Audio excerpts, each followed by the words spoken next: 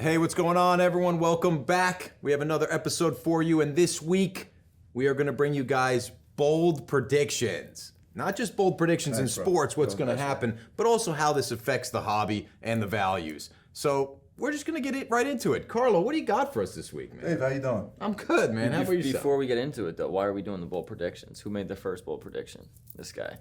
Byron Buxton. He's on fire, taking the lead by storm. I think somebody said that. I think it was this guy. So just throwing that out there. I think your prediction was he was going to win the MVP. And I'm not saying it's still early. I'm just saying things are looking like they're shaping up. Okay. So it's all. Just throw it out there. Go ahead, my friend. That was bold. Thank you for that preface, You're welcome. Ryan. You're welcome. Wanted to make sure you knew that. Yeah, I appreciate it. Yeah, you got it, dude. Carlo, what do you got? Hey, listen, I'm gonna go with the NBA. Obviously, NBA playoffs right now, and I'm still in on the Bucks. I'm bullish on the Bucks, and I know favorites, bold. Well, Middleton's down. Okay. I mean, everyone thought now the Bulls were going to come back. They blasted them, and I think it's going to continue. I know everyone's big on Boston. They swept the Nets, but for me, I just think Milwaukee's built for this. I see people buying Tyler Hero cards. How about Grayson Allen? I mean, the kid almost dropped 30 the last two games.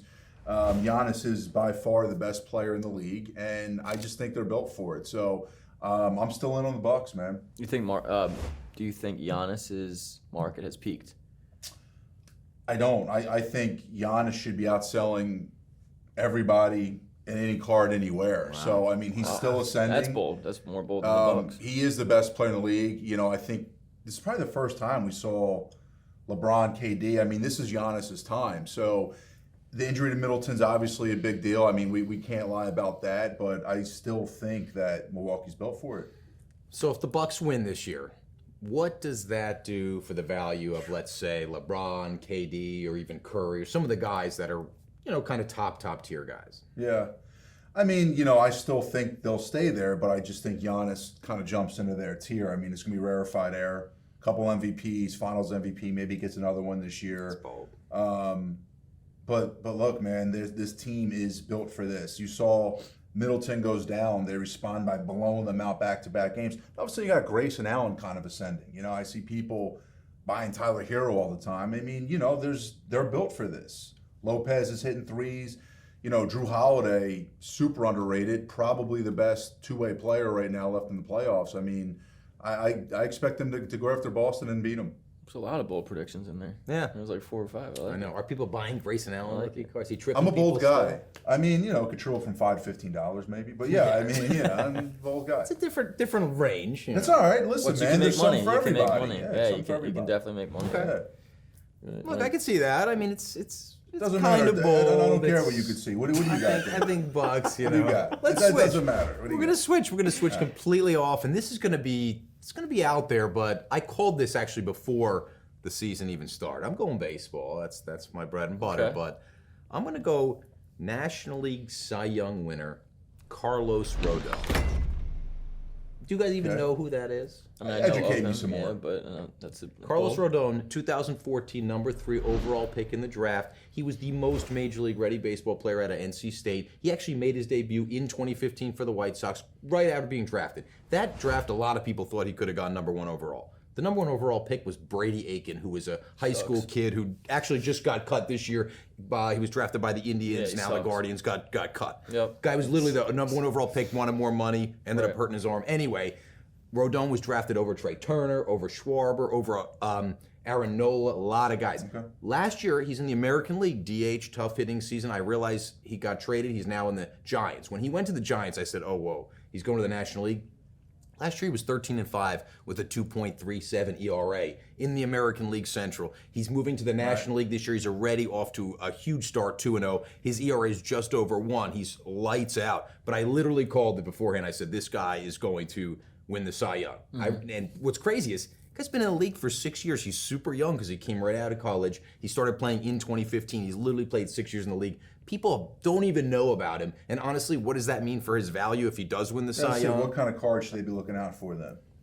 Baseball's it's pitching's so tricky though. Right, tricky. I'm probably not going to go and buy one of his rookie cards. I might take like a side bet to say he's going to win the Cy Young or something like that. But baseball, as we've seen with pitchers, Chris Sale's rookie cards aren't really worth a ton. The guy should be a multiple Cy Young Garrett winner. Cole, I mean, his gold refractors and stuff. I mean, Nothing. Nothing. Right, exactly. Makes So no sense. right. So I think if you're in the market for a good pitcher, you know, and you're going to eventually, some of these guys you can start seeing being all-time greats.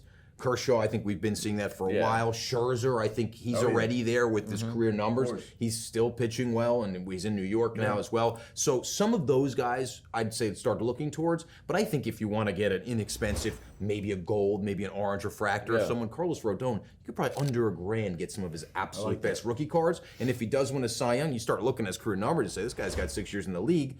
But, you know, pitching is kind of what it is right now. And in order to get to 300 wins, you've got to play Long. super long. They protect these guys so much. I think a few years ago they shut Rodon down in like September. I mean, they literally cut his minutes. He was on my fantasy team, and I'm like, great, they're shutting this guy down. Right. And he had already had 3-4 years in the league. So, you know, just something to consider. But, you know, it's an interesting pick, obviously, because he's going to be an affordable option. I was just going to say I like that, though, because it's a different tier of buyers, basically. Yeah, of like, course. you can all of a sudden come into his market, and for $1,000, maybe $2,000, you can have his best card. Like, that's pretty cool for, you know, trying to buy that next big thing. I like that. If he was a home run hitter, though, you know, What that about might the Giants as a team, though?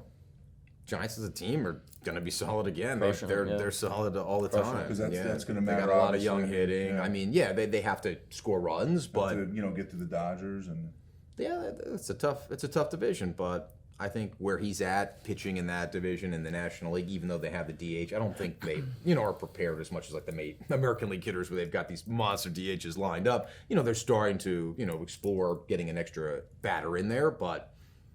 Look, that's what I'm saying. like it. Carlos That's bold. Rodon, Cy Young winner. So we did basketball, we did baseball. I'm going to do some football. So I think Saquon Barkley. I've told you guys this for a while. I think he's the comeback player of the year next year. I really do. You know, look, he's had a couple rough seasons. There's no question about it. And I think, you know, injury prone is definitely a thing you could have to say about his career now. But the guy has so much talent. He's one of those guys who's like super driven, and you could tell that this is really like getting under his skin, like what people are saying about him. And I think when you look at his stats and like, you don't just fall off. You don't just lose your talent just because you get injured. Like, it might be a longer road back, but you can get back. But he's going to be the focal point of that offense. Right. He just got the new coach, which really helps, I think, as well. I just don't think they were a great fit over there, to be honest with you. And I think, you know, a fresh face coming in gives it like a fresh, you know, whole new outlook of the whole team.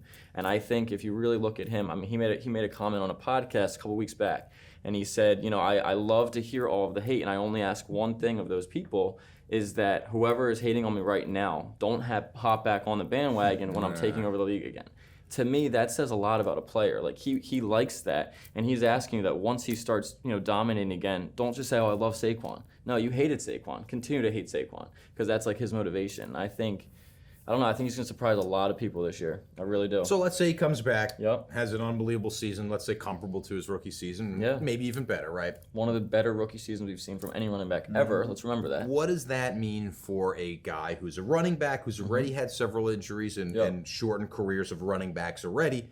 Who have we seen come out, go down, come back in a running back, and actually the value spike? You know, I think that for me is the biggest concern is Saquon Barkley going to come back? And yeah, people are going to get emotional, they're going to get hot, and they'll probably spend during. But what does that really mean for the value of a running back who maybe, how many more years is he even going to play for? 5 more years after this? He's You know? young. Yeah, He but just turned these guys. 25. I mean, he's that's the thing. It's not like he's a 28, 29-year-old running back who you're hoping that, you know, has a couple good seasons left. Like, I think if he can stay healthy this year and has a really big year, he can roll that over to, you know, 7 more prime seasons. That's a lot for a running back. And you look at guys like, I mean, you know, Adrian Peterson even. You know, he tore his ACL. Everyone said he was done. It's over. And then he came back and had the greatest season probably pretty much of any running back in NFL history, let alone of his career. I mean, 2,000 plus yards, he won the MVP. I mean, you gotta take that stuff in consideration. So if I'm buying Saquon right now, yeah, are we selling Saquon during week 4, week 8? Are we selling Saquon next year? Or are we saying, hey, he had a great year, let's keep that building, and are we selling maybe the following year? That's actually a good point. So kind of like pitchers as well. I mean, NFL running backs, it is a tough market for sure because it's hit or miss. It's very niche, and people realize it's not a long career that most of these guys have. So I think this is more of a short-term play. I think you're buying Saquon in the offseason. I think he's going to come out extremely hot next season. Maybe 8 games in, he's like pacing like maybe an MVP type season, or maybe he's going to lead the league in rushing, something like that. But I think there's a lot of value there in those first couple games where it's almost like a quick hit. You might purchase something for $3,000-$4,000 right now that you might be able to sell for $10,000, midway through the season. So I feel really good about that one, to be honest with you. There's plenty of upside. I think that's There's a the lot of only way you upside. look at it. If he Lot of hit it. 25, he's got plenty of time to come Big back. time. Even if he doesn't come back big this year, maybe there's another season Right. in him after next year. So I like the move. And he's a big trade piece. He's always on the market. They're He's their constantly best- he's their best he's player, their best right. player, and they're constantly dangling him out there. If Latusha says a big team loses their best running back, and all of a sudden he's going to a team like the Bucks or something, what happens with value then? I mean, there's just so many things that can happen that can just spike that market so quick, and that's what I like. So, I like, comeback player of the year, Yup. is he's top 5 in rushing yards? What do we predict? I think he's top 2 in rushing yards. I think he has that big of a year. I think he has that big of a year. I do. I think he has a lot of people to prove wrong. That's bold, man. Yeah, That's yeah. very bold. In the market, does Daniel Jones cards have more value than Saquon Barkley? Daniel Jones, I mean, his market's Well, like, no, I'm saying from the quarterback versus like, do people project what a quarterback could hit is so much bigger that their cards have value, or Probably. just because you can affect more of the game as a quarterback. I think that's why quarterbacks' cards move so much quicker, because you're touching every part of the game. You're the captain of that offense, basically. So, But Daniel Jones, you have to believe that he's going to be the guy that takes his team to win. Right. He's going to be a long-time Right. player for your team. If Yeah. I'm a Giants guy, I'm looking at Daniel Jones like, is he don't really want the that next guy. guy? Yeah, or is he that guy? or are we No. going to replace him in a few years? He's going to be Right. somewhere else. So for me, and from what I've seen, I have not seen Daniel Jones outselling Saquon. Saquon No. came in rookie of the year. Yeah. He's already done enough that Daniel Jones, he can get hot here or there. Yep. I just don't. I'm not buying. I'm still not even buying into Eli Manning. Guy's going to be a no. Hall of Famer. Right. Daniel Jones is not even Eli Manning. So yeah. it's kind of where I stand. I gotta keeping with football. For me, bold prediction is I'm really big on the Colts this year. I can see the Colts making it to the Super Bowl, and for me, that's a team that was really good, great organization, top 7-point differential, one of the best running backs. Now you bring in Matt Ryan, right? I mean, he's just been a consistent stud pretty much his whole career, kind of flown under the radar. You got Jonathan Taylor, you grab Gilmore, one of the top defenders. I mean, this team they're ready to go right now. They're not in the AFC West where they have to battle through that crazy division. I think they're going to surprise a lot of people. Look what happened to Stafford's cards when he went to the Rams. They Yeah. finally exploded. I could see Matt Ryan getting a really nice bump because he's going to be in a good team, good organization, and for me, I think no one's talking about him. I mean, Jonathan Taylor too. I mean, Stud. if he's Yeah. top got- top 3 running back in the league right Well, it now. has to be 3 because it's going to be one or 2. Well, yeah, listen, you got Derrick Henry, you got Jonathan Taylor. They're the top 2 running backs, and then Saquon then. listen, you grab Gilmore. He's one of the best defenders, one of the best secondary players in the league. I mean, dude, this team is gonna. Listen, we saw them do it a couple years ago with Philip Rivers. I think they're going to do it with Matt Ryan, do it even better now. Look, I have to agree like with them. that. Two Who's bold talking about predictions. Indy? Who's talking about Indy? 2 preseason favorites. Bold man. I think tying it to Stafford is the key there, Yeah. because kind of like same points in their career, Right. pretty But been around for a long Matt, time. Matt Ryan's been an MVP. Yeah. He's yeah, Ryan's gone to got a little Super bit better Bowl. value Yeah, he already. does. Yeah, But than I'm saying, Stafford like, did. look at his. I mean, Stafford's market just completely took off. Right. Which win people the Super didn't. Bowl. Yeah, but people If he didn't win. Yeah, but people didn't think that would happen though. Like even Stafford's Yeah. cards never really jumped like that. Right. So I'm just saying, if what happens Watch the with Matt Colts. Ryan, That's all I'm does saying. that. Watch yeah. the Colts. Matt Ryan, that'd be good. All right, what else you got? Man, I had 2. I was going to say the Yankees going to win it all. Stan and Judge That's a given, each though. hit That's a 50 given, home runs though. Right, each. They're right. going to It's a just given. cruise through it. Right. They're going to give them both co-MVPs. Like I could have picked the easy one and the obvious Right. one. I'm gonna pick another one for me that's easy and obvious, and I'm going way into the future. I'm going 2022, 2023 NBA MVP and NBA finalists. Zion Williamson. Oh my! He's God. coming back. He's winning the MVP. The Pelicans. Can you believe Yeah. these? First of all, can you believe this? MVE. Look, most I valuable was even eater. going to go as far as say 2022, they make it to the NBA Conference Finals. Here comes Zion back. Oh, they're unbeatable. You can't beat the Pelicans now, but let's give him a year. He's not coming back this year from what I'm seeing. I think next year he's going to come back. He's going to put up 25 to 30 plus points a game. You have to see this team being a top 4 team next year. I'm just being bold. Zion Williamson, now's the time to buy. His cards are hot, but they're affordable now. They're not going to be touchable You think his next cards year. are hot right now? they're hotter for someone that doesn't play. Right. I guess. Like, Someone that's played, Yeah. a quarter of the games. they're just as hot as like Kevin Durant Dave, cards Dave, right now. I like maybe. it. I like it, Dave, because Too dude, if I'm Zion, I'm looking around and I'm like, Ingram's emerged, McCollum's awesome. He's that missing piece.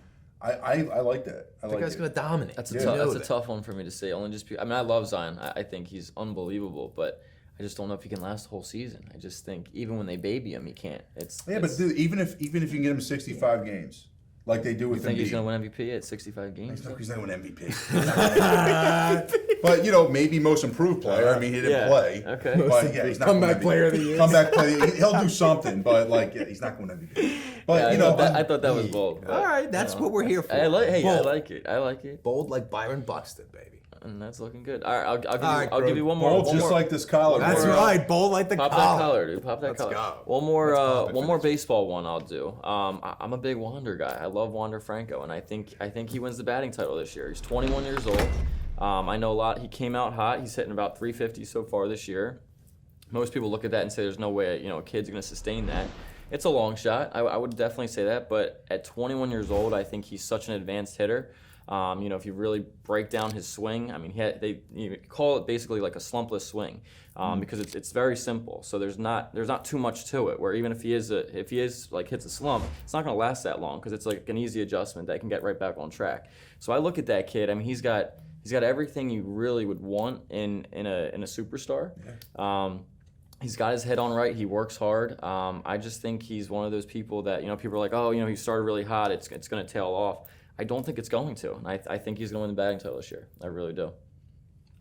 I don't think that's going too far out. This is a guy who for 3 years in a row was the #1 overall prospect in baseball. This is a guy who came in last year, got on base consecutively, the second largest on base streak in the history of the game. I think it was like 40-something game. I mean, the guy is clearly proven at every level, even though we have just a little bit of major league experience. Look what he's doing right now. I mean, batting titles are tough because anyone could come out, anyone could slump, right? Like that's a bold prediction. Yeah. Could he be top 5 in MVP? Could he be top 5 in batting? Like I think that's not even going out there. I think that's almost inevitable. I think saying top 5 in MVP would be less bold though than a batting title, because a batting title means you sustained that success more than any other player that whole year. And his cars are selling well already. Where do the cars go with this, you think? I think they're pretty high. I always right think now. they're so pretty high. I right now. always think I they're will so say that. high. Yes, but his market's high, but if he has so a great young. year and another great so year, young. he's going to go to Mike Trout levels. Right, I mean, it is when you start to think of these oranges and these gold Bowman chromes and the superfractors, they're already at levels that's like, geez, you have to be the greatest in order to even sustain that value. So for me, I think the picks we had earlier with these sleepers that are going to come back, or even Zion, those are the guys you're going to get some value out of by investing in now before they're really those type of household names. Everyone likes the prospect. The problem is you buy Wander now. If he just kind of has okay 3 or 4 seasons coming up, you're going to be in trouble getting rid of that card in 3 or 4 years. But if he continues to just stay on the pace he's on, I think there's a 2x multiple. There's plenty of upside, and we don't know what the market is capable on young players. We saw a Dominguez? Vladimir Guerrero. I mean, forget about the Dominguez. Yeah. The Vladimir Guerrero BGS, I think it was a 10 rookie red refractor Bowman Chrome sold for $500,000 plus. Absolutely. The only other red refractor in the history is sold for $700,000 plus, above $500K, and that was Mike Trout, and that was well after 3 MVPs. Had he already done it? I mean, look at our Dominguez Super. Right. Does the Wander market just keep? Does the Bowman Chrome market? Do the prospect markets just keep going to where these $100,000 figures are now $1 million figures, and we're looking at any red of any major star as $1 million card? I mean, it's possible. I mean, so with that being said, there's room on Wander to invest. I do think there is still room because even guys that most people don't even know, like Marcelo Mayer. I mean, his super did 140,000. Yeah. I mean, this is a guy that 90% of households would never even heard of. And you're telling me his card can do 150K. So that's where I think somebody like him, he comes out and wins a batting title, and all of a sudden it's like, oh wow, like he's here. He's here for a long time. And I don't know. I could see it. Guys, these were some bold pretty predictions, good. man. These good. are some bold predictions.